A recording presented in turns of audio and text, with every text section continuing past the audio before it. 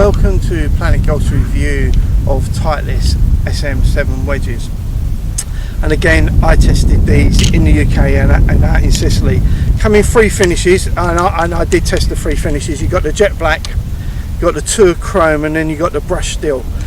I really like the brush steel. The one thing I didn't like about the jet black is that the actual loft and bounce is on the end here, and it's also in black. So if you're like me and you wear glasses, I'd steer clear of the jet black and go for one of the other two options, because then when you're in your bag, you don't have to keep putting, especially if you're reading glasses, you don't have to keep putting your glass on to see what wedge you got in your hand.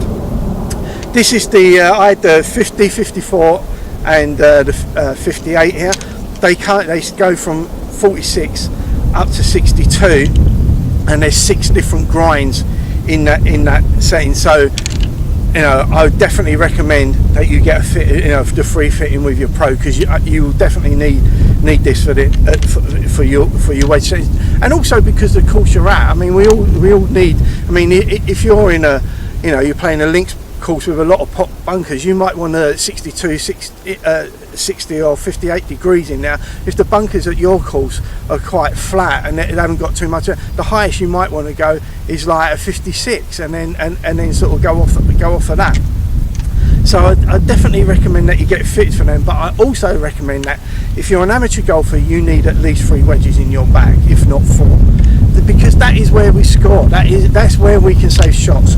Chipping and putting is where amateur golfers can save shots. If you look at the pros, when they miss a green, they're looking to get up and down. And you know, for us, from 120 yards in, that's where we'll be making most of our shots. Wedges and shots around the greens and the putters is the most used clubs that an amateur golfer uses. So having a decent wedge system, so you can play full shots into the green rather than do fiddly shots, will help your scoring a lot. I must admit, I really enjoyed playing the SM7s. Great spin. I mean, you know, the milled face, and they've got this coated milled face to give it a better tolerance, to give it a more crisper grooves here. And the grooves basically go from the 46 up to the 54, because you're playing longer shots. They've got a narrower, deeper groove, so when the ball goes compresses into the face, it gives it more spin.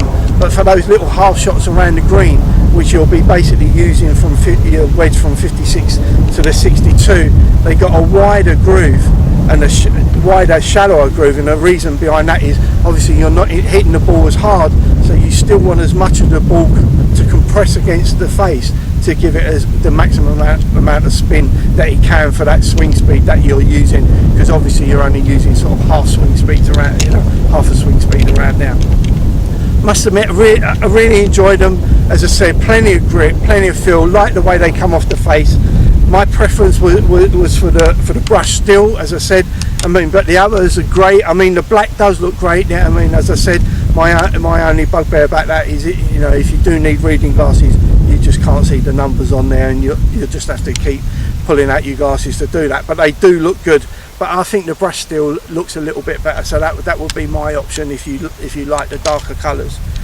But what I would definitely recommend is that you put these on your testing list. They're great around the green. As I said, you know, from 120 yards in, that's where amateur golfers can save a lot of shots. You know, getting up and down quicker, and a lot of that is having control of your ball. You hear you know, when you're watching a tournament on telly, you hear the commentators talking about it all the time, have control of their distance, and that's what you need. Control it from 120 yards in. You need control that distance, and the way to do that is have a good wedge system in your bag, so you know where it come down the practice ground, find out how each one goes for your long shots, half shots. But you know, being able to know that the ball's going to hit the green, grab and stop, that's what. So you know you can throw it up there with confidence, and then, you know, one putt, your greens get up and down like the pros.